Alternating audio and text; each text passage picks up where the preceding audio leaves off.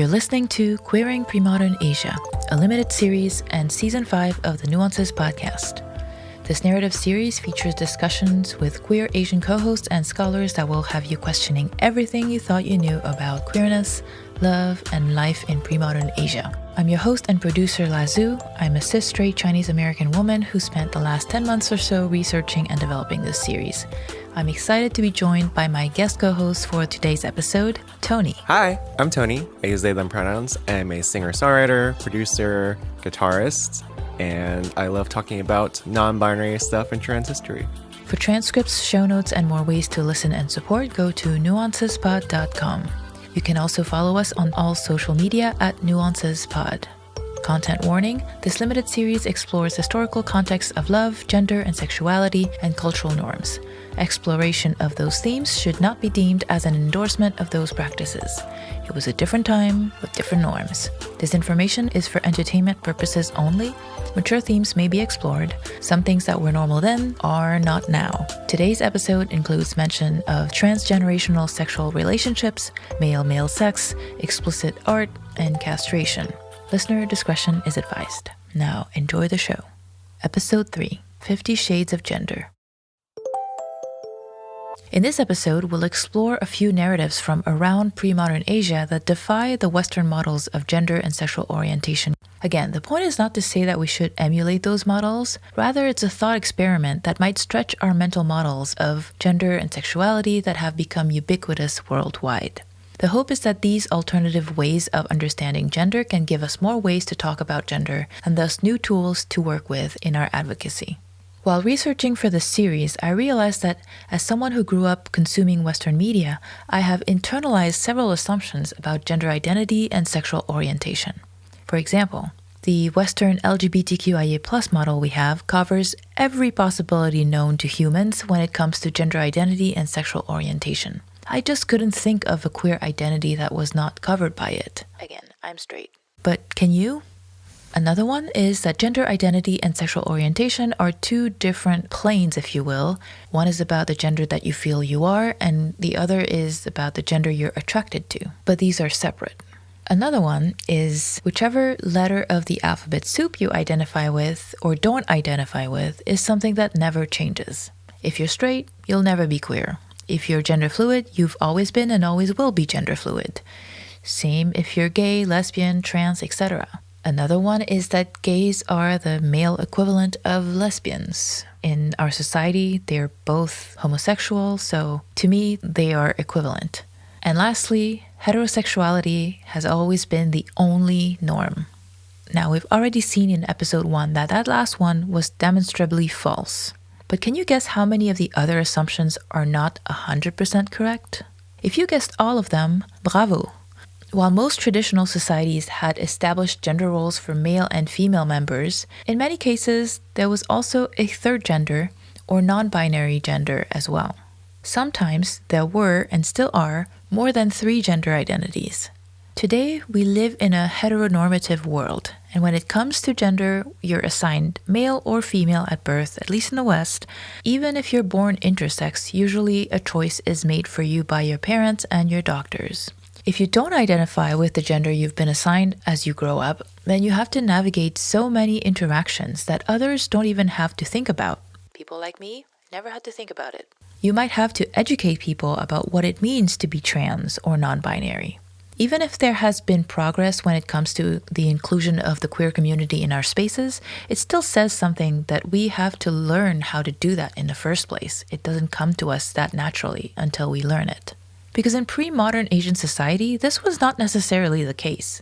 There was often a well-documented third gender, and that is still the case today in South and Southeast Asia. Some examples of third gender in Asia are Hijras in South Asia, Kathoey in Cambodia, Thailand, and Laos, Bissu in Indonesia, Asog in the Philippines, who are also called Bayok or Bayog in different areas. Third gender people were often an integral part of society, and they were often revered as spiritual leaders or shamans. In the Philippines, there are shamans called Babaylans.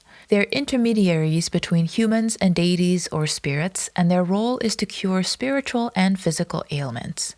In pre-modern times, they were mostly female, but there were a few males, most of whom were Asog. Asog in the Philippines were male but identified with femininity. They had female mannerisms, hairstyles, clothes, and voice patterns.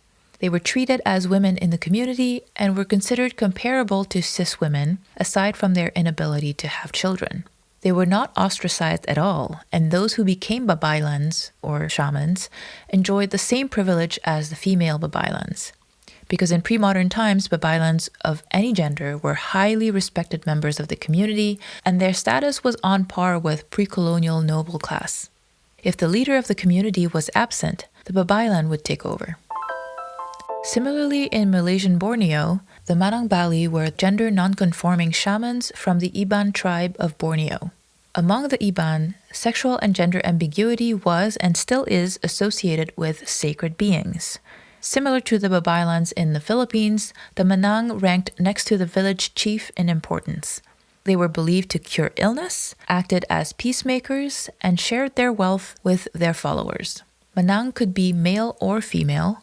Male Manangbali took on female gender expression, were treated like women, and performed female tasks. Now, I apologize if I mispronounce any of those terms. I tried to look up the proper pronunciation as much as possible, but for some of them I could not find them. So my apologies if I do not pronounce them correctly. I am trying my best. The next category of third gender people is Hijras from South Asia. They have been documented in India, Pakistan, Bangladesh, as well as other Islamic societies. Third gender people have been revered throughout South Asian history by both Muslims and Hindus, including rulers of the Mughal Empire between the 15th and 19th centuries. They are also mentioned in several Hindu texts. Many third gender people rose to significant positions of power under both Hindu and Muslim rulers. The most commonly known third gender type is Hijras. According to ancient Indian literature, Hijras have special powers and can bless people with luck and fertility, bring prosperity, and even influence the weather. To this day, Hijras perform dances, songs, and blessings at Hindu births, weddings, and other auspicious occasions. Hijras can be intersex, but are often born male, but dress and behave in a feminine way. Although most Westerners would tend to translate this type of identity as trans woman, this is not accurate. Most Hijra consider themselves a third gender, neither male nor female. Some Hijras choose to castrate themselves. To many Hindus, a Hidra's blessing of a baby will bring fertility, prosperity, and a long life to the child.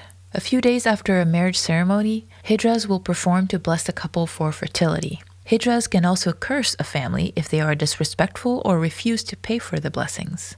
Many Hindus and the Hijras themselves take these blessings and curses very seriously.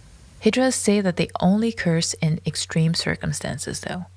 While Hijras are often invited to perform at these rituals, they will also attend births and marriages unannounced, claiming their right to attend as their sacred religious duty. The Hindu families often welcome them and pay for their services, even if they were not invited. However, some Hindu families refuse to let them come in and even go as far as call the police.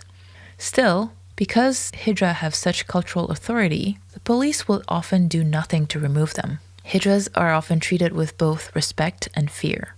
When I talked to an upcoming guest co-host Shreya about Hijras, she told me that Hijras are very sassy and they have a very distinctive clap.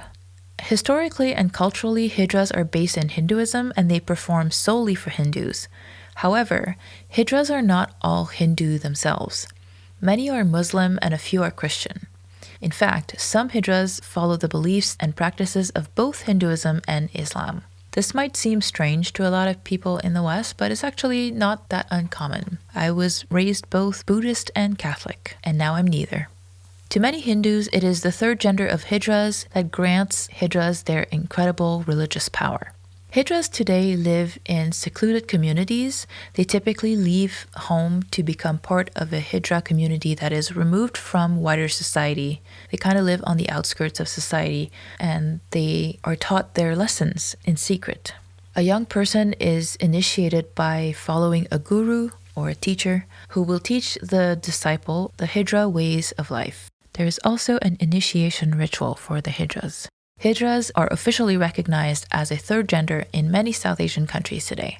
In 2014, it was estimated that around 3 million third gender people lived in India, although not all of them were Hijras. Next, we'll go to South Sulawesi in Indonesia, where the Bugis people recognize 5 gender identities. We'll talk more about the rest in a minute, but the Bissu identity stands out as the only one that is neither male nor female. Bissu is considered a metagender that embodies both male and female identities. They can be born male, female, or intersex. If they have normative male bodies, for example, they are assumed to be female on the inside and vice versa. But being born with ambiguous genitalia doesn't make someone Bissu automatically. Just like with the Hijras, you have to train and be initiated to become a true Bissu. Bissu have to learn the language, songs, incantations, be mentored by another Bissu, have a gift for bestowing blessings, and go through initiation rituals. In pre-Islamic Bugis culture, Bissu were seen as intermediaries between the people and the gods. In ancient Bugis mythology, Bissu are said to have originated from a tree god who was born from the androgynous female moon god. Like in many other cultures, androgyny in Bugis culture reflects wholeness, coexistence of opposites, and perfection in one being. In South Sulawesi, the Bissu's role was necessary for the wholeness of the Bugis society. The Bissu historically were important to the royals and served in every royal court as advisors and keepers of royal regalia until the mid-20th century. They were not white bloods, meaning royals or nobles, but considered descendant of deities, so they were in their own category. They officiated coronations, royal weddings, birth rituals, fertility rituals, which were seen as essential to ensure the prosperity of the ruler and the community. Like the Hijra, Bissu are both feared and revered to this day. While the Bugis people are predominantly Muslim, they still maintain their 5-gender system and believe all 5 genders are needed and each play an important role in their culture. There are several other androgynous or non-binary identities that are also spiritual leaders in Indonesia. Bayasa were male priests described as effeminate, uninterested in sex, and never participating in warfare. They could summon spirits and heal ailments among the Bare'e Toraja of central Sulawesi. Again, I'm very sorry if I'm saying this wrong. I wasn't sure how to pronounce these words. The RatoNale or Seaworm priest of the Kodi in West Sumba was believed to be powerful because he had crossed sexual boundaries and united male and female values in himself. The Seaworm priest was credited for the regeneration of rice crop, the rain in the coming year, and other rites of renewal. Among the Naju Dayak of Kalimantan in Indonesia, individuals known as Balian and Basir are believed to represent the deity. Balian were assigned female at birth, while Basir were assigned male at birth. They both acted as mediators between the community and the spirit world, as well as between the 2 Naju mythical groups, the water snake people and the hornbill people. They were dubbed as the water snakes, which form unity with the hornbill. Again, in many of those instances, the third gender people are seen as mediators, as superior beings with supernatural powers, and embodying both male and female identities is seen as a plus instead of a minus. Now, you've heard of gender fluidity, but is there orientation fluidity? Next, we'll go to medieval Japan and learn about Chigo from Professor Sachi Schmidt-Hori, an associate professor of Japanese literature and culture at Dartmouth College. She has studied Chigo tales that were written by and for Buddhist monks. They are a combination of paintings with some text that describes the interaction between the characters. In academic terms, these hand scrolls are stories characterized by caustic humor and sexually explicit images of Chigo and their master priests. In non-academic terms, these Chigo tales are a medieval Buddhist monk's version of manga porn. Have I piqued your interest? I suspect I have. Here's Professor Schmidt-Hori describing Chigo. Chigo are translated as Buddhist acolytes. They're teenage boys who are well-born. So the parents entrusted their sons into the care of high priests in Buddhist monasteries, to give them an education, to connect the boys with elite society in general. Some of them became priests, some of them came back and then carried on the family line. So I think this tradition is kind of scandal based on modern day perception, because Chigo was many things. He was a disciple of his master. He was an entertainer. He learned to dance, sing, compose poetry, calligraphy, painting, etc. But he was also sexually, they were providing, erotic labor to their master priests. Now, before you clutch your pearls, I first want to emphasize that this was a different time with different norms. Remember that Europe was also marrying girls in their tweens, and also most of the royals were first cousins. We're not advocating for bringing any of that back at all. And Professor Schmidt-Horry emphasized this in our conversation as well, that at the time, this was the norm and the parents were doing what was best for their child in the societal context that they lived in. But something I would like to note is that unlike the stories you've heard about what priests do to boys in the Christian church, in the case of Chigo, the dynamic could not be more different. Chigo had agency. They were not forced into these relationships, but instead they were the idols and had the monks wrapped around their finger. The monks had to impress the Chigo to get their attention and their affection. And at the time, this was seen as a respectable way to move up in life. It was the Buddhist version of sending your kid to get a Harvard MBA or taking a prestigious unpaid internship, right? If you graduate from a Harvard MBA or if you have an unpaid internship at a really big company, your career is likely in good shape when you graduate. I asked if that was a good analogy. It's a pretty good analogy, because the young people who are willing to do very prestigious unpaid internship will get something in return much, much bigger than the time and effort they put into. In that regard, yes. And Chigo it's not only using their skills, time, labor, but also they get to bask in this erotic awe, right? They were the idols. So within the hierarchy of this monastery, let's compare this to Google or something. Unpaid interns, they are bottom of the totem. Right. But they know they're Right. gonna get something out of this, right?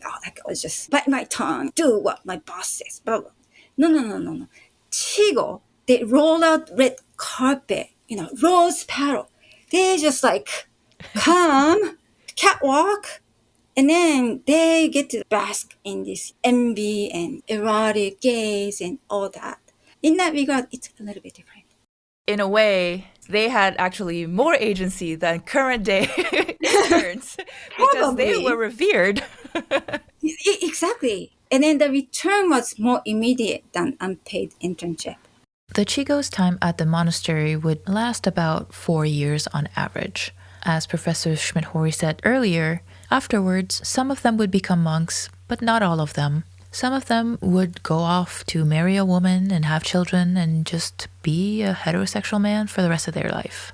What's interesting is that in her book, she describes Chigo as neither adult nor child, neither human nor divine, neither male nor female. So they existed in this in-between space that probably added to their attractiveness. Gender identity and sexual orientation in the Western world today is seen as something innate, at least for non-academics. If you're trans, for example, most people understand this to mean that you must have been born trans, have always felt trans, and always will. Even if you're gender fluid, it is understood that this fluidity is immutable. You're always going to be gender fluid. Same with sexual orientation. If you're gay, you must be attracted to men and men only. There isn't really room for, let's say, a more seasonal approach where maybe parts of your life you do have male-male relationships, but at others you don't. It was surprising to find that Chigo would take on this sexual orientation for the duration of their quote-unquote internship at the monastery, and then revert back to whatever they were doing before. So, is gender identity and sexual orientation nature or nurture? I had assumed it was nature, and my assumption was obvious when I reached out to Professor Schmidt-Horry. But she immediately responded with, actually, not necessarily. When I asked her about it, here's what she said. Okay, let's first talk about male-male love in pre-modern Japan, which was considered very normal. It was not tied to the practitioner's identity. That's huge. I mean, in today's pro-LGBTQ discourse, this is not meant to be criticism. However, gender is a construct, but at the same time, it's immutable. And then I personally think the idea of immutability is a byproduct of civil rights movement and initial gay rights movement during the 60s and 70s. Born this way, so please do not change us because there's nothing we can do. So it was kind of a means to an end. It was a way to convince people to support the cause. So I think there is the tradition of thinking because this is innate, because this is immutable, no laws can limit the rights of these kind of people. The notion of who I am, who you are, who they are, that's a very modern way of thinking and a Western way of thinking. So I think it has something to do with the Western tradition of like free will.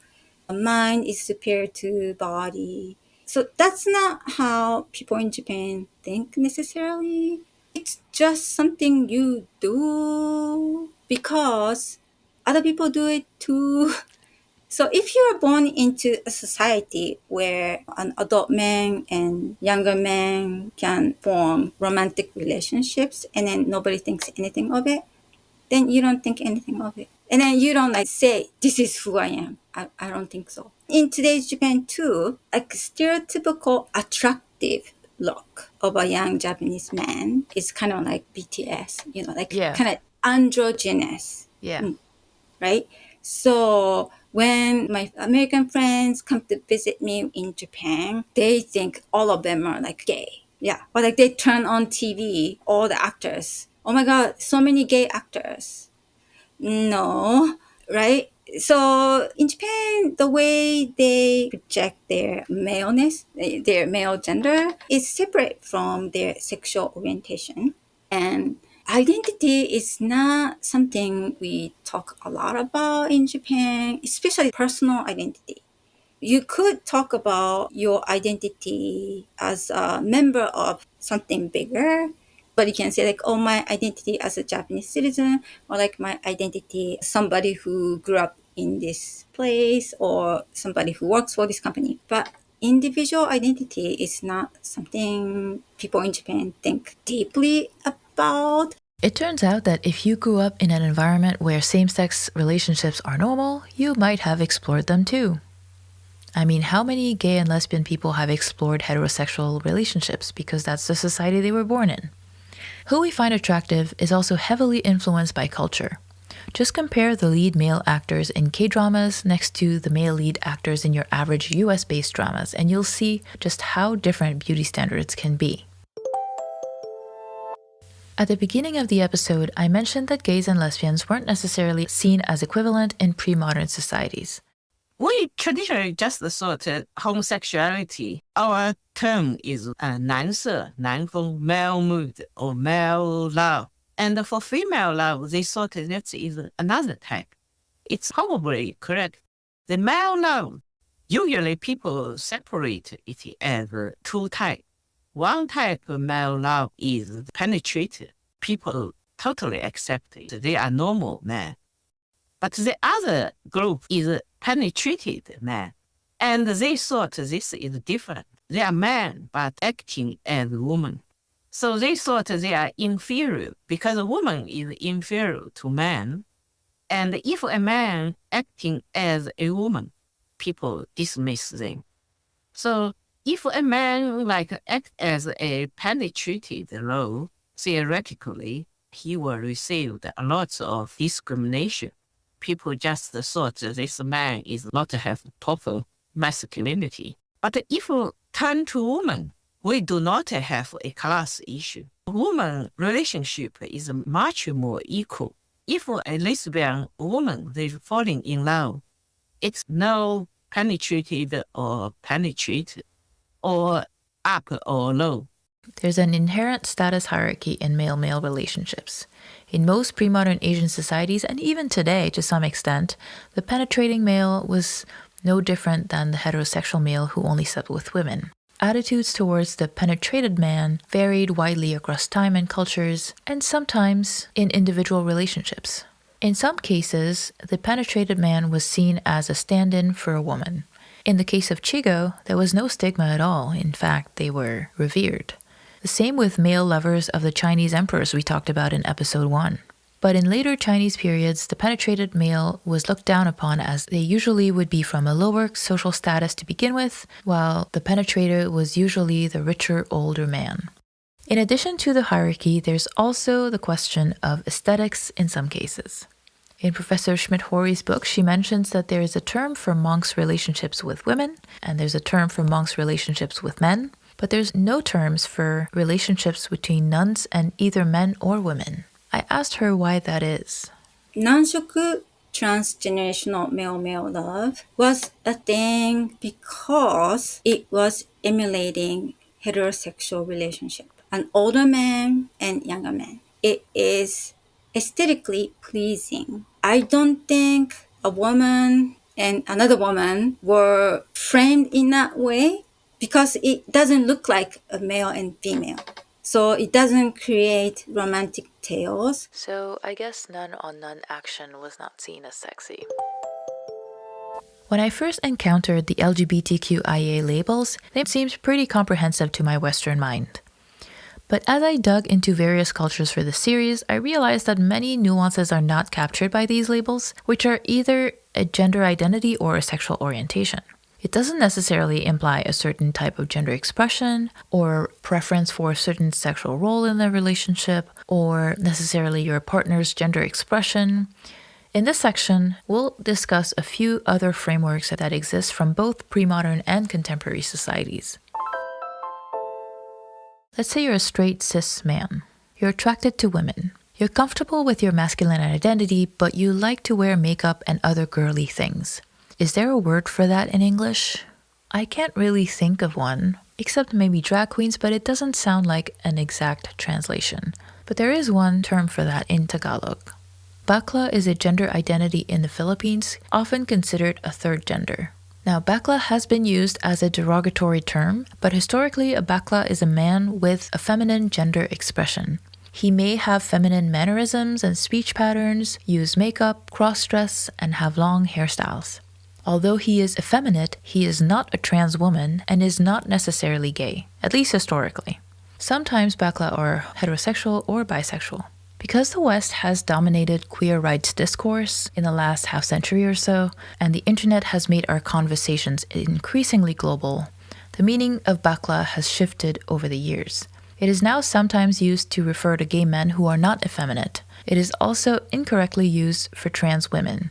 Some people will take offense if you use the term baklâ, so it's always a good rule to ask people how they like to be referred before using a specific term. In contemporary Indonesia, waria, better known as banci or bentong, are male to female crossdressers. They're not viewed as a third gender, but a male femininity. Are you hetero in Thailand?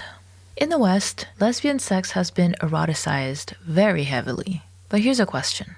Let's say you're one of those dudes who fantasizes about a threesome with two beautiful women. Are you a heterosexual man? Your answer is likely yes. But if you're in Thailand, your answer is no. Because in Thailand, being a heterosexual man means you're male, you're attracted to women who have traditional female gender expression as it relates to Thai culture. And they are attracted to traditional heterosexual males only. A woman who is attracted to other women as well is not a traditional female. So you would not be considered heterosexual. Okay, here's another one. What if you're female and you're attracted to masculine women, commonly known as butch in English? Are you lesbian? Again, nope. You're only lesbian if you're attracted to a woman who has a traditional Thai feminine gender expression.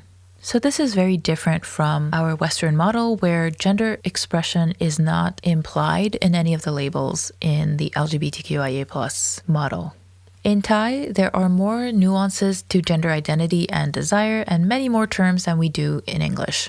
Thailand has 18 gender identities. I will not list them all here, but I will include a link in the show notes so you can go read more if you're interested. I do want to talk about one third gender category called Katoi.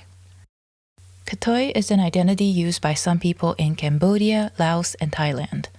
The word is from the Khmer word Katoi, which describes a third gender. In Western terms, they could be either transgender women, effeminate gay men, non-binary people, but they are traditionally understood as a third gender, being one body containing two souls. For this reason, trans women often use a different word. The first documentation of Katoi comes from the Chinese diplomat Zhou Daguan in his writings about Khmer culture after his mission in Cambodia from 1296 to 1297. His book, The Customs of Cambodia, notes that there were men dressed as women near Angkor Wat and groups of catamites who hang around the market in groups. Catamites at the time in China would have referred to male prostitutes. Unfortunately, most of the historical records and literature from Cambodia were destroyed by the Khmer Rouge. Katoi was historically used to describe intersex people, but changed in the mid-20th century to also include cross-dressing males. Because of the confusing multiple translations, ladyboy is the most common English term for Katoi today, and has become popular across Southeast Asia. Thailand's Katoi are famous for their shows, which attract many tourists year-round. I had the privilege of going to one of their shows as well with my parents when we visited Thailand. They are amazing. Thailand was not colonized by the West and therefore did not internalize the same binary model of gender from the West as some of its neighbors. In Cambodia, the broad category of Katoi covers two subgroupings, short hairs and long hairs. Short hairs are men who dress and identify as men but have sex with quote-unquote real men. They're usually married and very few of them are exclusively having sex with men. Long hairs identify and behave as women and may use hormones and surgery to change their physical sex. They call themselves Katoi but may feel insulted if outsiders use this term. The real men, quote-unquote, are men who identify and behave as men and are the object of desire for both short hairs and long hairs. All real men are or will be married. Some have sex with only women, but others have a range of sexual partners. In both Thailand and Cambodia, Katoi now refers exclusively to people who were assigned male at birth who have a female identity, most often expressed in cross-dressing. In pre-modern Muslim societies, there were 5 categories of gender ambiguity: the khasi, the hijra, the mukhanatan, the mamsu, and the khunta. Khasis were eunuchs or castrated males who were employed as guards or servants in harems or chamberlains to the kings in the Middle East and in China. They're born and raised male and are understood to have no gender after castration. The mukhanatan are described as a man who resembles or imitates a woman in the languidness of his limbs or softness of his voice. Essentially, effeminate men. In early Islamic societies, they were known for being musicians and performers. These were traditionally feminine roles. In the 19th century, this term was used in Iranian culture to describe adult men who wanted to be the object of desire for other men, so they would make themselves look like young, beardless men. There is evidence that they have used feminine gender pronouns when referring to themselves in Arabic. Mamsuh refers to people who lack either male or female genitals. Khuntas are people who possess both male and female sex organs or genitals. True hermaphrodites do not exist for humans, so this generally refers to intersex people. Going back to the Bugis people of South Sulawesi in Indonesia, unlike the many societies with a gender binary, the Bugis have 5 genders. The concept of 5 genders has been a key part of their culture for at least 6 centuries and still exists today. Bissu is one of them, which is considered neither male nor female. They can be any gender or intersex. We also have Oroane and Makunrai, loosely similar to cisgender men and cisgender women. Then we have Kalabai, who are assigned male at birth, but take on a role of straight women. They aren't trans women, though. They do not think of themselves as women, but instead they're men who embrace their femininity and live as women. They do not feel trapped in the wrong body, and male genitalia is not inherently contradictory to their Kalabai identity. And this Kalabai identity is seen as unavoidable, permanent, and given by God. Kalabai have a very feminine fashion and gender expression, but it is different from that of Makunrai. Kalabai are typically wedding planners, cooks, or hairdressers. Kalalai are assigned female at birth, but take on the role of straight men. Similarly, they are not trans men. They take on masculine jobs and typically live with female partners and adopt children. And like the Kalabai, they also have distinct style of dress that is masculine but not quite the same as that of the Oroane. There is some fluidity in how masculine or feminine they are expected to behave depending on the situation. In society, the Bissu, Kalabai, and Kalalai may enter the dwelling places and villages of both men and women. During my research, I was surprised to find that up to 1 in 2,000 people are born intersex. When a child is born with ambiguous genitalia, at least in the US, the child's parents and doctors usually will decide on a sex reassignment surgery to be performed. Today, this practice is highly debated as more and more intersex people share their stories and their wish to have a say in which gender they are assigned. There's a great documentary called The Middle Sexes that I linked in the show notes. In this episode, we've seen how our modern Western model of gender and sexuality quickly falls apart when we try to map it onto other cultures, both today and in pre-modern Asia. In the West, gender role and gender identity have historically gone hand in hand. If you're female, you're doing the girly things. While we're making progress and encouraging more women to go into STEM, for example, in some cultures, for example the Bugis culture, gender role does not have to be dictated by the gender identity per se. You can identify as male and still move through society in a female role as Kalabai. Gender presentation and sexual orientation have been more fluid than we think. In the case of Chigo, some of them were only engaging in homosexual behavior while they were Buddhist acolytes. There are other nuances that are not captured by the LGBTQIA+ labels that we have. For example, the Thai identities imply the gender expression of the people you're attracted to in addition to their gender identity and yours. In many examples of third gender at the beginning of the episode, there is a spiritual element that is not captured either. This was not a comprehensive history by a long shot. It was only a small sample of how gender and sexuality in Asian cultures, past and present, do not have adequate mappings onto our current Western model. If you take anything away from this episode, I hope it is that our Western model is not the end-all be-all. We'll take a quick break right here, and then I'll bring Tony for a discussion. If you made it this far, thank you so much for being here. I hope those stories were entertaining and meaningful to you. And if you know someone who might benefit from these stories, please send them a link to this podcast. If you'd like to share what this episode means to you, a review on whichever platform you use would be super helpful. It takes a really long time to put an episode like this together, and it would really mean a lot if you could take a minute or two to just share your feedback with me. Tony, thank you so much for joining me for this discussion. I'm excited to have you here. Yes, I love discussing how gender is a squishy, flowy thing and not so rigid.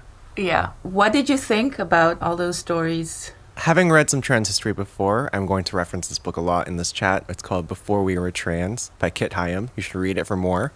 Two things that strike me is rereading a lot of the material and learning about new communities. How third gender / non-binary people, trans people, in pre-modern times, many of the times they were spiritual leaders, which I find is fascinating because they were people who were seen as, the wisest people in their community, the people they turned to for healing. And the flip side of that, the colonizers, the first thing they attacked when they were trying to colonize and assimilate the society. These strict gender roles are social constructs, which it's kind of a cliche to say that at this point, but it's in the history that Western influences came in, tried to destroy these histories so they could gain power. That's number one.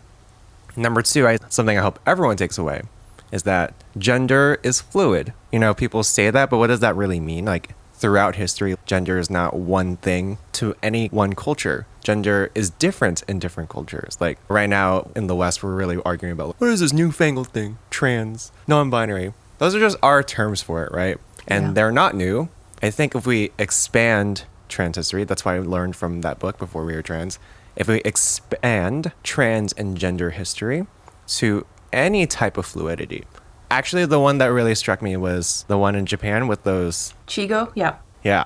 Like how they took on that gender role in one part of their life and then transitioned to another gender role in another part of their life. I think that's also trans history. It doesn't have to be this narrative of, I was born this way since I was a little kid. I knew I was, that's a very Western trans story of, I was born a girl, but I'm actually a boy. Which, again, if that's something you resonate with as a trans person, it helps you explain yourself to other people. And that plays into the convenience of the gendered identity in the Western culture, right? And it helps people like, okay, I'm not going to deny you rights. I'm not discounting that. However, it is also important to validate people's gender journeys throughout their life. For example, my own. I was born a man, assigned male at birth, as they say, AMAB. Then I transitioned to using he, they pronouns. I learned about non-binary. And now I use they, them pronouns, right? That's a transition over time. And it's me exploring my gender. And to me, being non-binary is not just like the absence of gender. It's like I have all the genders that I identify with within me, right? It is a gradient. It's not like these set categories. Like people are allowed to move between them. And we should encourage everyone. Even cis people should learn how to move through gender and be like, okay, well, let me try something a little quote unquote masculine today and see how it feels. I think that sort of open exploration would help everybody feel better about themselves and their body and their being. Yeah, and I think part of it too might be that everything is so tied to sexuality in the West, whereas, a lot of those, it was a gender expression. It didn't really have anything to do with their sexuality, right? You were saying cis people should also experiment. For me, I've gone through parts of my life where I dressed in a more masculine way, not necessarily because of anything related to sexuality, but it was to avoid unwanted attraction from computer science students. You know what I mean? Like, Fair. We do these things. Right, because gender is constructed, and I'm a big proponent of de-gendering fashion. It's a little joke. It's just funny when people Google non-binary fashion and people look like beige bags. I'm like, that's not what no gender looks like. It's just getting to express how you want to dress. If you dress more masculine, that doesn't make you any less of a woman. That's what you identify with, right? Yeah. And the next step of that is there are a lot of trans folks who can't afford gender-affirming care, or they're barred from it by their government for whatever political reason. Or even the simple things of sometimes trans women just don't feel like shaving in the morning because they're tired, right? That doesn't make their identity invalid because they don't choose to present as a woman for a day or for a lifetime, right? They're still a woman. Yeah. In another episode, the professor I interviewed her on the regular podcast as well, and she was talking about the pronouns in Japan. And she said because of the way the Japanese language is constructed, they don't have the pronoun problem. Because the only pronoun that changes is the I pronoun. So you get to choose however you want to use that, but other people never have to use a pronoun for you. So there's never that issue. It's like, oh, that is fascinating. Our language is our own barrier in a way. Oh my God, yes. I mean, with my own journey, like I'm Vietnamese American. Yeah, there is no gender neutral pronoun at all in the Vietnamese language. I mean, kind of. Like the one for friend, I'm going to say it really bad, but ban, that's gender neutral. But other than that, not really. It's always the aunt, the oldest aunt, the youngest aunt, just like stuff like that. Yeah. This isn't popular, but one alternative is Jan, which is chi, sister, an, brother, Jan. But it's also the same word for lemon. So that's also not perfect either.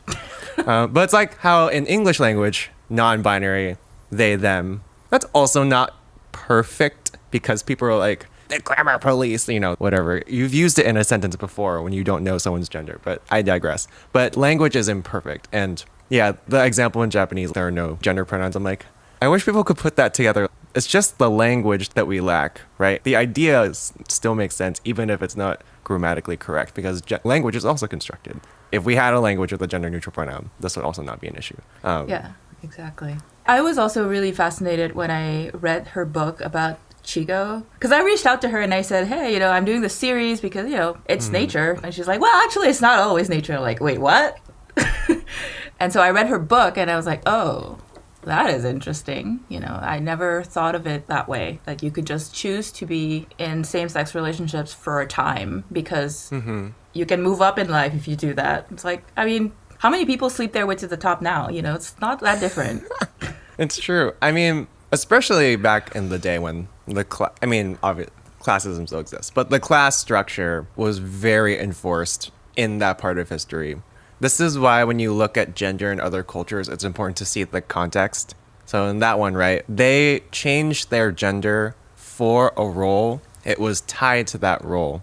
And it's important to see that. It's an example of gender nonconformity, but you can't be like, oh, they're non-binary. You can't attach the Western word to it. You know, you can't interlink them. Another great example of that, and this comes up all the time in the queer community. And again, before we were trans, read more deeply about it.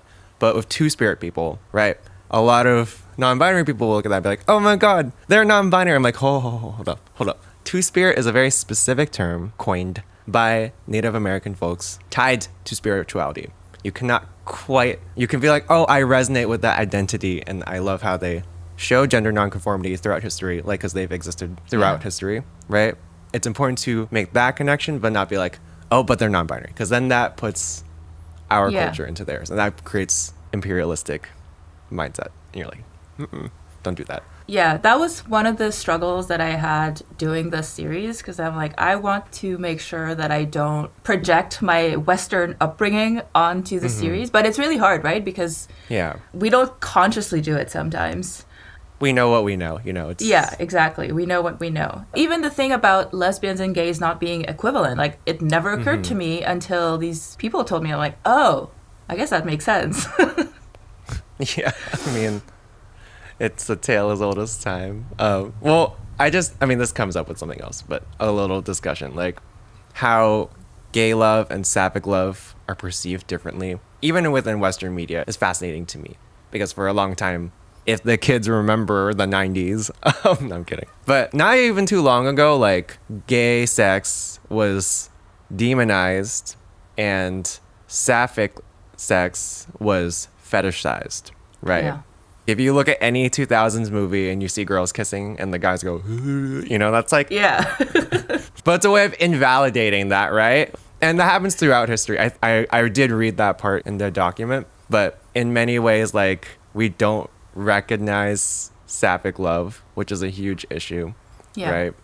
And it happens throughout history. Like, a woman can never love another woman, like, blah, blah, blah. It's crazy to me. It happens throughout history in patriarchal societies, right? We're invalidating a woman's love. Yeah, episode 2 was about that, like how lesbian history is very spotty because all the men were writing things down and they didn't know or didn't care or didn't want to write about it, right? And then also the Western people, they demonized the Orient. Like in the case of Iran, they didn't even think that Iranian women were capable of love even for their husbands. So if they don't think they can even love a man, how would they ever think that they might love a woman, right? There's just so many layers to it.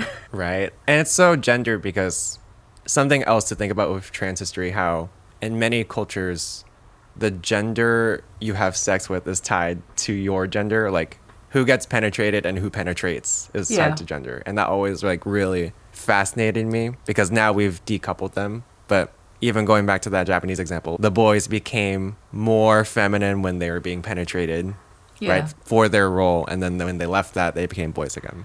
So when we go back to the women not even being seen as lovers, it's because there's no penetration happening. Like, that's not real love or whatever, which is like, what? Like, how marriage was this, you know, before love marriages, it was always like about power and creating power between families. So yeah, exactly.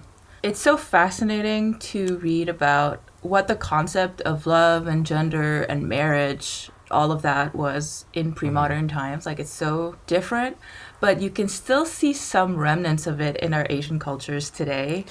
Yes. It's so bizarre. I'm like, oh, that explains that. Yes. I mean, I can speak to my parents. Like, what marriage means to them is security in the tradition. So a non-traditional marriage means less security and less safety. Me living openly as a non-binary trans person, my dad has told me as much, like, don't speak up so much. That's dangerous. We live in a dangerous country where people might attack you for being different. It extends to the marriage. Like, if you have a different type of marriage, if you're in a queer marriage, people will target you, which is not far from the truth. I mean, and also, a lot of people forget that not even 10 years ago, we were still fighting for a lot of things. Try not to forget the queer history, folks. Or even 20, 30 years ago with the AIDS epidemic. Yeah. We were systematically being ignored and therefore dying because they wouldn't take it seriously. So it's important to think about that for Asian folks listening. Obviously, it's really hard for your parent to tell you, oh, like, don't do that. It's not good for you. Also know why they might be saying that too. But also deal with it as you will. Like, I also have a hard time talking with my mom. It's not easy. But Yeah. it's good to know why they have these fears. Yeah, I mean, both things can be true, right? They can Yeah. be worried about your safety, which is justified, but also the way they talk about it sometimes can be really painful Yes. or triggering. And Create trauma. that's true. Love it. Yeah. Yeah. Do you want to talk a little bit about your experience, how you understand your gender and how that has been for you? Yeah, sure. So I identify as non-binary and use they, them pronouns. More generally speaking, to play into some Western ideas of gender. When I was younger, I knew I wasn't quite a boy, but I didn't have the vocabulary yet. From a young age, I just didn't identify with the masculine in the same way in two fronts. So like my parents wanted me to be this good Vietnamese boy in XYZ ways. And I just wasn't. Like I wasn't stoic. I had a lot of feelings all the time. Like, and obviously these are gendered in a Western context. Having a lot of feelings is like, oh, it's a girl's thing. You know, toxic masculinity, like men can't have feelings. Everyone should have feelings. But these are things that I saw and didn't identify with. And then on the flip side, I just felt more at ease and comfortable around women. I feel like I identified more with them. But I wasn't a woman, right? These are the gender thoughts in my head, like tiny gender thoughts, right? That are peeking above the surface, but I didn't have vocabulary for yet. You're like, I don't identify with this, and I don't like my body, right? And that's the third thing, gender dysphoria. So I was like, my body is not right for me, especially like being this skinny Asian person. I'm like, why don't I have more muscles? Part of that was insecurity, and part of that was like, I don't know if this fits my body, fits me. So fast forward to college, and I start meeting non-binary people. I start learning that language, and to be frank, unlearning gender. And again, this goes with what gender fluidity should be, right? It's about exploration. And when you meet someone, you too must explore yourself and unlearn gendered roles. And I'm not trying to discount anyone's experience. Like, I think it's okay to let yourself be angry about people not knowing your pronouns and like assuming your gender. But just remember that we also had to do that for ourselves. Like, I still had to ungender myself, right? That was a process because when I learned they, them pronouns, I had to be like, oh, that's an interesting idea. Oh, that's someone's life. Let me learn about their life, how they got to that point, why they identify with they, them pronouns, right? Yeah. And in this particular case, that person who identified with they, them pronouns then transitioned, like fully transitioned. And I'm like, oh, that's an interesting journey. Like they took that stepping stone, non-binary, into being a trans person, like binary trans. So that was college, right? And I had all this theory in my head now. Still hadn't quite applied it to myself. I just completed one part of my queer journey, coming out as pansexual. Next part of the journey. Then in young adulthood, I became close friends with a non-binary person. Like we talked all the time and hung out. And I saw how they were living their life, and that got in my head. I'm like, okay, this seems more aligned. How the way they dressed and thought about their gender identity. Okay, this makes sense. So I soft launched he, they pronouns with my friends. You know, you put it in the Instagram bio, he, they.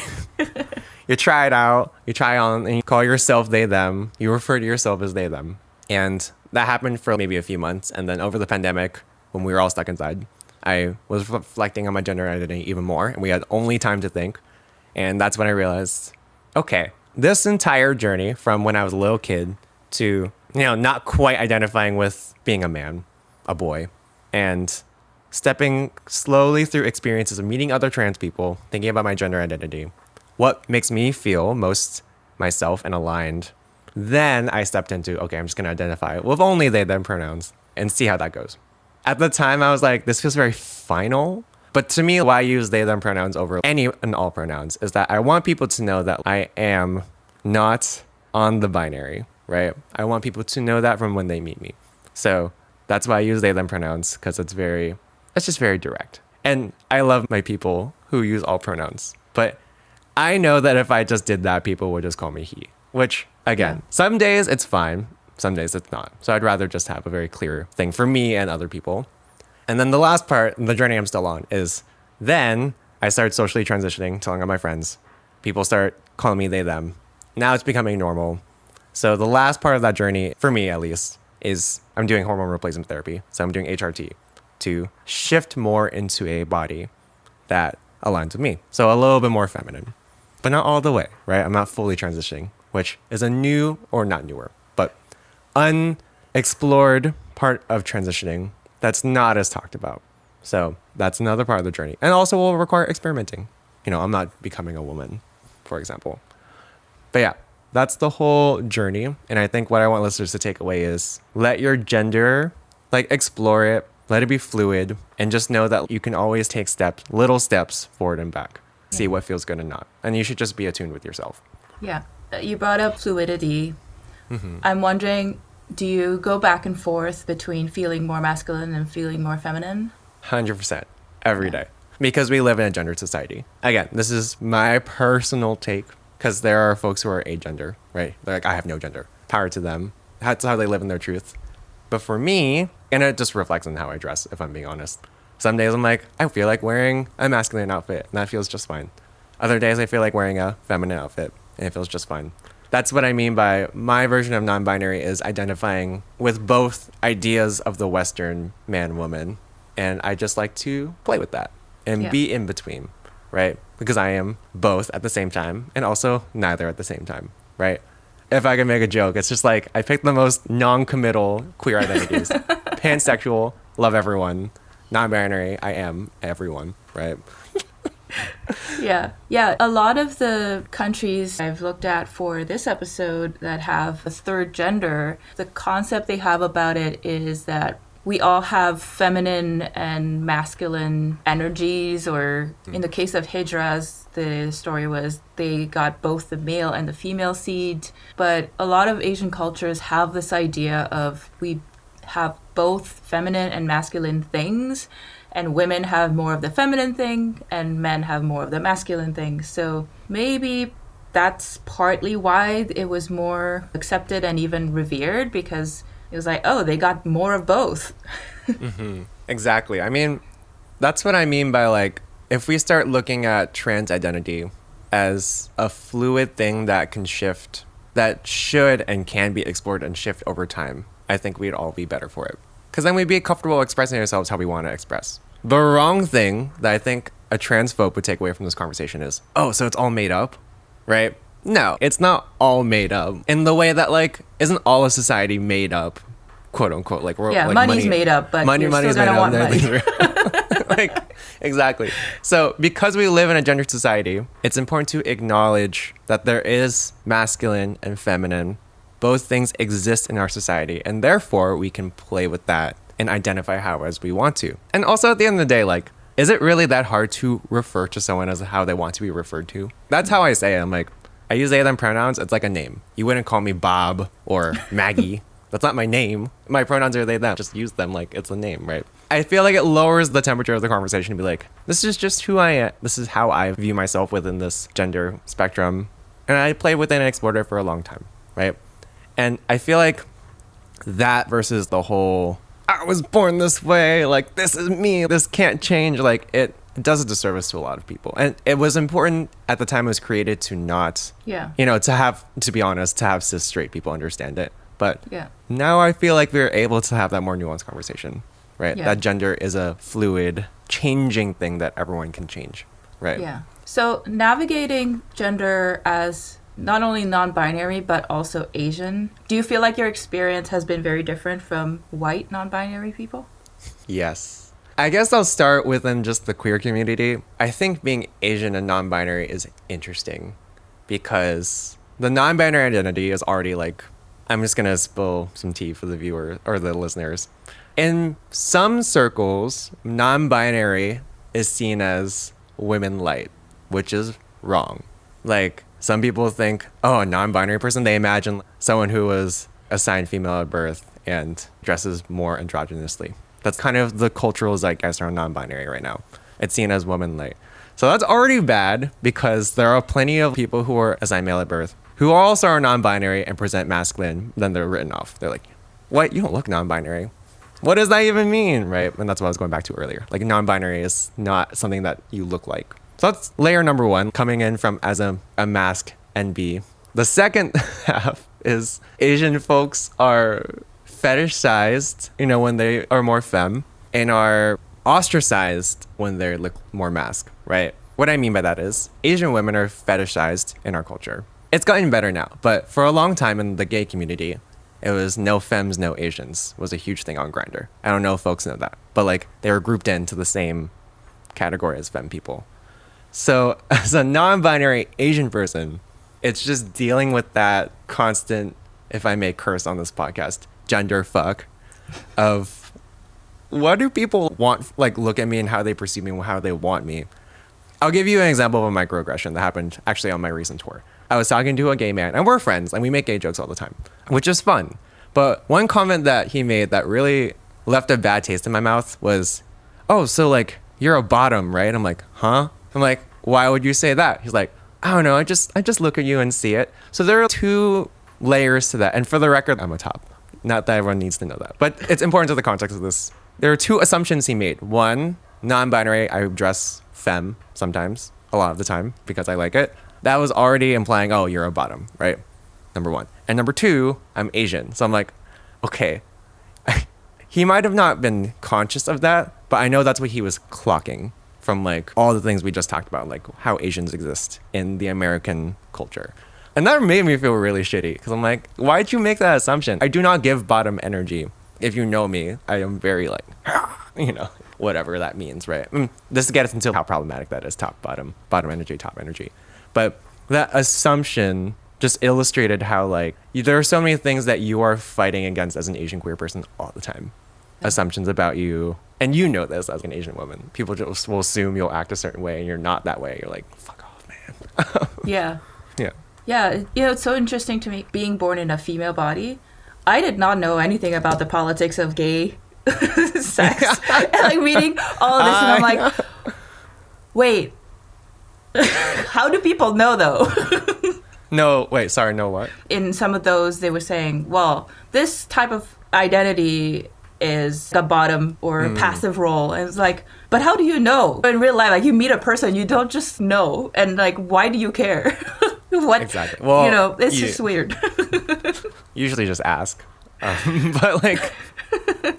Yeah, but even in that reading, it was funny because the top and bottom was also a class thing. The bottom was the person who was lower on the totem pole, quote unquote. Yeah. But that's also problematic in a way. Both people are receiving pleasure in their own way. They should both be validated. Yeah. But yeah, it is funny. Like, how do you know?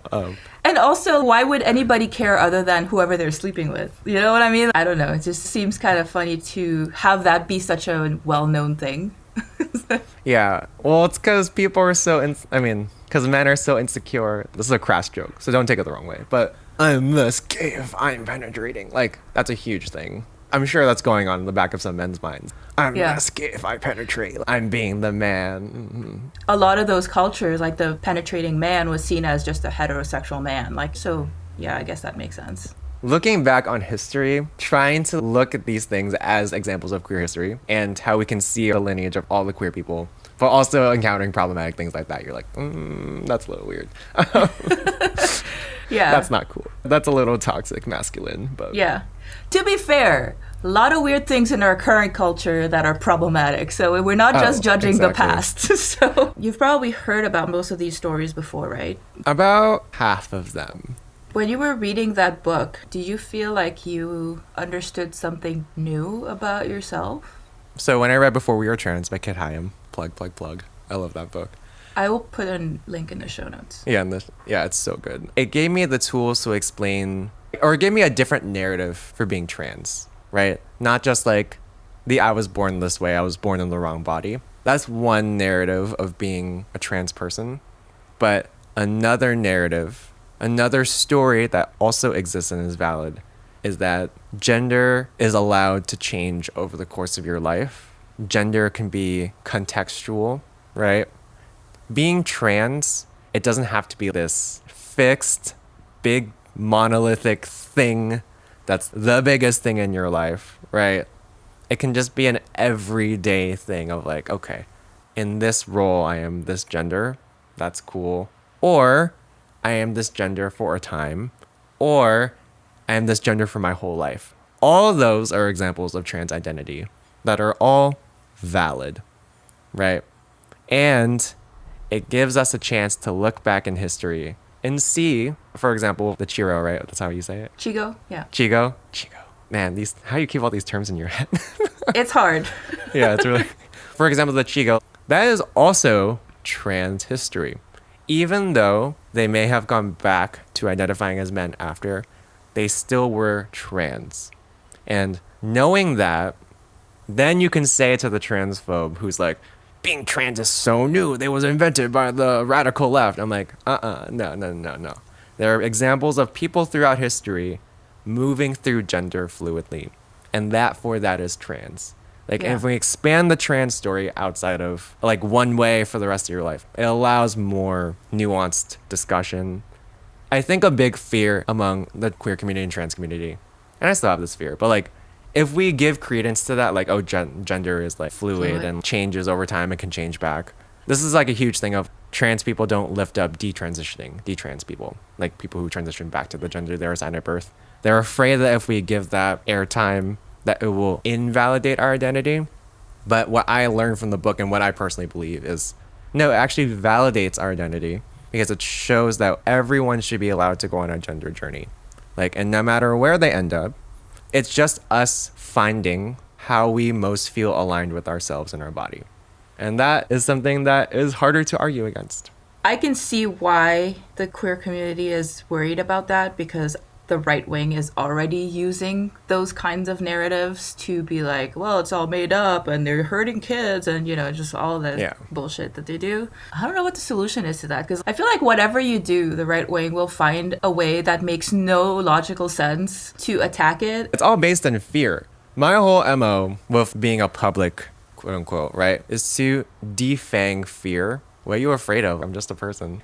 That doesn't always work, by the way, because these people are violent. So read the situation. But if we de-fear and de-violence these narratives, right? Because a lot of what people fear with trans youth, gender affirming care, is that they're making a permanent change to their child. And that's what the right wing is preying on. They're like, oh, they're chopping genitals off, which is not what happens, FYI. That's not what happens with gender youth affirming care. With the consultants of a doctor with proven medical science, everything that trans youth do for gender affirming care is reversible, right? And that's where I see there are people who detransition, right? They're an asset to be like, even if your child goes through a gender journey and then finds that they do identify with who they were assigned at birth, they can go back. And it's about allowing for that exploration, letting our kids feel safe to express who they are, letting them transition and explore and be fluid helps their mental health. It allows them to be more fully aligned with themselves, right? And that's what I mean by, if we let go of the gender binary in that sense of it's something you can move through rather than something that you move to and from, that will allow a lot more of these people to exist. Because then it's not a fearful thing like, oh, they're taking hormones to feel more like themselves. And if they find that it doesn't help them and they want to go back to their gender assigned at birth, they can. Or they can stay in the middle and keep exploring like I'm doing, right? Yeah, and the other thing that I've learned through making this series is that it's all tied to misogyny. These people who hang on to gender roles so tightly, I wish they saw how it hurts them too. If they realized that, then I feel like life would be a lot better for everyone. I know. If you're a man who's like, I have to be a man and not be attracted to anyone but a woman and can't be feminine, that's a pretty small box you just put yourself in. I feel bad for them when I see transphobes commenting on my social media. I just feel bad for them. Like, why do you care? They're afraid of being attracted to you, or they're afraid of feeling some type of way. I'm like, why? Like, just accept the feeling and move on. Like a healthy, emotional person. It is hurting all the men. They just don't see it. You know, a silly non-sexual related example is like, I'm deathly afraid of spiders. I'm sure there are plenty of men who are deathly afraid of spiders, but they can't express that fear because they're supposed to be manly. I mean, that's sad because spiders are scary. Oh, yeah, I know. I also have a fear of spiders. But they're beautiful creatures who kill all the mosquitoes, so let's keep them around. It makes me sad that people are latching on to conservatism as a way to assuage their fears. That's what these folks are doing. And having traveled the country now on tour And being in a lot of these places that are very conservative, what I've learned is that because they lack resources, right? There's not much going on in these towns economically as well. Like, this gets into the politics of it. But like, because they're being choked out by our current global economy and the leaders in power are not helping them, that leaves, first of all, fear for their families, fear for their livelihood, that people who are in power, who want to take over power, can fearmonger, place that blame on groups like trans people, right? Yeah, but yeah. Anyway, but yeah. I mean, if you're struggling financially and maybe you might even have multiple jobs and try to stay afloat, you don't have the energy or the bandwidth to go learn DEI related stuff, right? Like, I empathize with that. And same thing with immigrants. There's a lot of new immigrants who are more on the conservative side. You know, there's so much nuance to that, but sometimes on the left too, I feel like there's this unhelpful grouping of everybody who's not progressive in one basket, and I feel like that's not helping anybody. No. And that's what I mean by, like, we should allow everyone the chance to explore and learn about. Again, I really wish we could turn down the temperature of the conversation in this country about everything. And not in like a everyone needs to chill the fuck out kind of way. Like, because that's not unhelpful. You're invalidating people's anger. Like, there's righteous anger. But I just mean, if we gave everyone a little more grace to learn about each other, I feel like we'd get at least a little farther than we are now, just screaming at each other. But well, it's hard too, right? Because if you're in one of those small towns and maybe you've never met a non-binary person because nobody who is non-binary is willing to come out because it's scary. Yeah. It's kind of hard for them to meet somebody and actually learn what that's like. Unless they listen to this podcast. But just a small anecdote. Yeah, again, this is totally anecdotal. And I'm not discounting trans violence that happens all over the country. It exists. But in my small time traveling America, presenting femme in a perceived masculine body, I've gotten so many compliments more than weird looks in the middle of nowhere. In places I would have never thought, deep in the South. Like, oh, you're so beautiful. I'm like, that's sweet. And obviously that's anecdotal, but it just demonstrates that at the end of the day, a lot of Americans just want to be kind to each other. They are looking at the good in people a lot of the time. And it's not the individual. At the end of the day, gender is from the imperialists getting rid of the third gender in these pre-modern societies in Asia. Like, it is a tool of oppression that people in power use to fearmonger at this moment, right? Because generally, the individual, they don't really care. They get to know you, they like you for you. I think if we take the focus on that of like, well, why are they so hell-bent on destroying trans history? Because they have nothing else to talk about otherwise. They have no other policies to talk about. They'd rather be like, oh, don't say gay in Florida than it's a distraction. Address climate change is going to ruin all these people's houses, and that's why all these insurance companies are leaving. For example, in Florida, looking at you, Florida, I find it fascinating that this anti-trans panic is being used in that way. It would be more fascinating than scary than if it didn't directly affect my life. But you get the point. Any of these places, I'm like, I don't know, people are generally friendly. I've had a few people on the podcast who grew up in small towns. They've actually found community in those small places. And there's a lot of problematic people, but also there's a lot of progressive people. I think we stereotype the coast as these progressive havens, but they're not really. They're just better at marketing themselves that way. Well, it goes back to like the individual versus, I'm just going to say institution or government, right? On the coast, the government, at least publicly, pretends. I'll just give an example. In New York, gender-affirming care is covered by Medicaid. That's awesome, right? The government makes oppressed people's lives easier, which is a huge win. And even though, there's still transphobes in New York, I got people say horrible things to me in New York all the time. I always like to reiterate this on any podcast that talks about activism. I'm just going to fire some shots here. People in progressive places, typically, they're doing work, but it's not the front lines of social change. That's happening, historically, has happened in the South. People need to remember that. The civil rights movement started in the South. Right now, in the South, is the front lines of all this stuff. fighting anti-trans legislation, fighting gerrymandering, taking away people's voting rights. That's all happening down south. So to group everyone there as conservative hicks who don't know anything and are stupid is really dehumanizing. Doesn't help your cause, because then you don't understand how they work and what they're doing. And number two, it discounts the people who are down there fighting for their lives. Yeah. So it is important. And to connect it back to my own personal story, there are people there who are friendly, kind, and love everyone who don't deserve that reality for themselves. They don't deserve that government. They don't deserve the government furthering oppression, right? Yeah. They don't deserve legislation that takes their rights away. These women who are getting their rights taken away, their right for choice, they don't deserve that just because they happen to live in the South. Like, typically they didn't choose that for themselves. They are trapped in that system. So we should support them. Absolutely. I mean, I would encourage all listeners, if you happen to find yourself in a small town, go to a drag show in a small town. It's amazing because they really care about each other.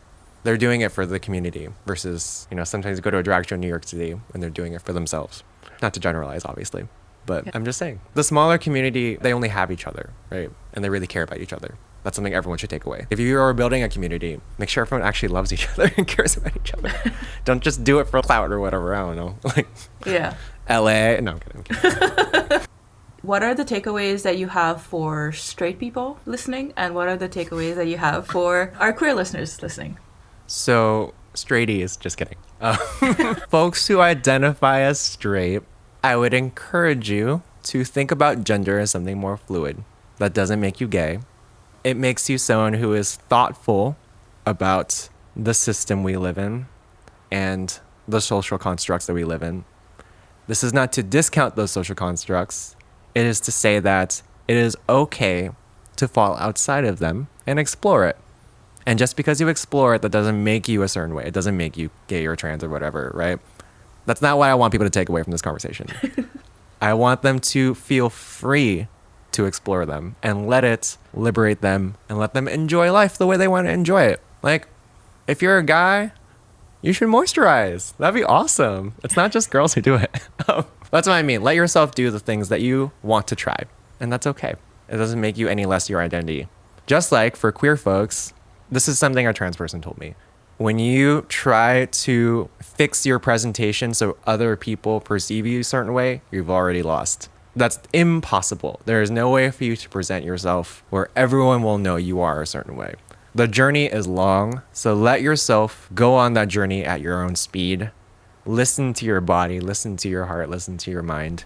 Let yourself express the way you want to express and explore that gender in a way that feels comfortable to you, and decide what does, for example, non-binary mean to you. What is that, your personal definition of that, right? For you and you alone. It's not to explain to other people. It's for you and you alone to feel aligned with who you are, right?